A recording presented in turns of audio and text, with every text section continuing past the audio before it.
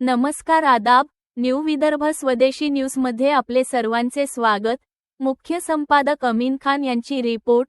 आज दिनांक 20 एप्रिल 2026 रोजी नांदुरा येथे संतांचा अपमान सहन करणार नाही.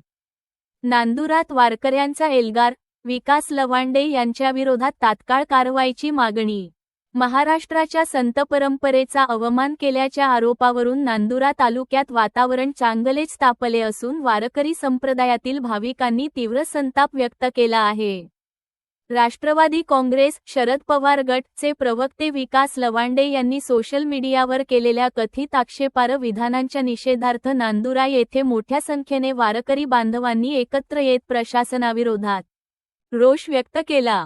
महाराष्ट्रातील लाखो भाविकांचे श्रद्धास्थान असलेले गुरुवर्य ह भ प भास्करगिरी महाराज, श्रीक्षेत्र देवगड तसेच गुरुवर्य ह भ प संजय महाराज पाचपोर आणि इतर संत मंडळींबद्दल वारकरी संप्रदायात घुसखोरी करणारे असे अवमानकारक शब्द वापरत 20 महाराजांची यादी सोशल मीडियावर प्रसारित केल्याचा आरोप विकास लवांडे यांच्यावर करण्यात आला आहे. या घटनेने वारकरी संप्रदायात प्रचंड संतापाची लाट उसळली आहे. संतांचा अपमान म्हणजे महाराष्ट्राच्या संस्कृतीवर घाव. निवेदनात म्हटले आहे की संत परंपरा ही महाराष्ट्राच्या सामाजिक, आध्यात्मिक आणि सांस्कृतिक जीवनाचा कणा आहे. अशा संतांविषयी अपमानास्पद भाषा वापरणे हे केवळ व्यक्तिगत नव्हे तर संपूर्ण समाजाच्या भावना दुखावणारे आहे. या वक्तव्यामुळे वारकरी संप्रदाय आणि सनातन वैदिक हिंदू धर्मीयांमध्ये तेढ निर्माण होण्याचा धोका असल्याचेही नमूद करण्यात आले.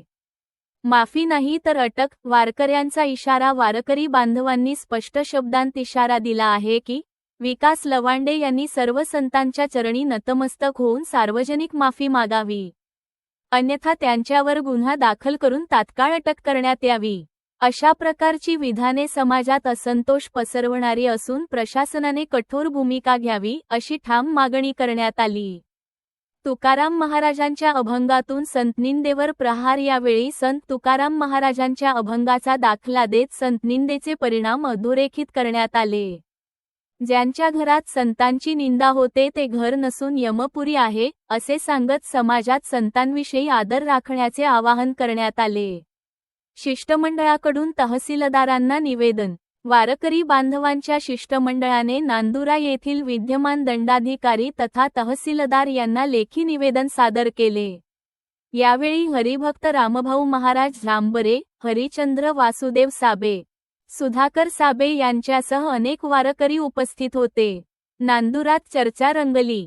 प्रशासनाच्या भूमिकेकडे लक्ष. या प्रकरणामुळे नांदुरा तालुक्यात वातावरण तापले असून सर्वसामान्य नागरिकांमध्येही या विषयावर चर्चा रंगली आहे. प्रशासनाने या संवेदनशील प्रकरणाची गांभीर्याने दखल घेऊन योग्य ती कारवाई करावी अशी सर्वसामान्यांची मागणी आहे. एकूणच संत परंपरेच्या सन्मानासाठी नांदुरातून उठलेला हा आवाज. आता प्रशासन काय निर्णय घेते याकडे संपूर्ण तालुक्याचे लक्ष लागले आहे. माणसाच्या जीवनावर घुसखोर म्हणून चारित्र्यावर शितोळे उडवण्याचं काम या ठिकाणी लवांडे जे आहे राष्ट्रवादीचे त्यांनी केलेलं आहे. माझं म्हणणं आहे की तुम्ही तुमचं आत्मपरीक्षण केलं पाहिजे. कोणाला काही बोलण्याच्या अगोदर आपली नैतिकता काय आहे ते तपासली पाहिजे. आणि आरोप करणे हे फार सोपं आहे, पण त्या माणसांनी संपूर्ण समाजासाठी जगाच्या कल्याणा संतांच्या विभूती देह कष्टविधी परोपकारे या समाजासाठी त्यांनी आपलं जीवन अर्पण केलं. अशा या संतांवर तुम्ही शितोळे उडवणे ह्या सर्व चुकीच्या गोष्टी आहे. म्हणून आज तहसील या ठिकाणी 20 तारीखला या बेलाळ गावकऱ्यांच्या वतीनं आणि वारकरी संप्रदायाच्या वतीनं निवेदन या ठिकाणी देण्यात आलं. आणि त्या निवेदनामध्ये आमचं स्पष्ट मागणी आहे की संजय महाराज पाचपोर असतील, भास्करगिरी महाराज असतील आणि हे बाकीचे जे संत आहे या संतांवर जे घुसखोर म्हणून संबोधलं गेलं यांचा या सर्व आम्ही जाहीर निषेध करतो.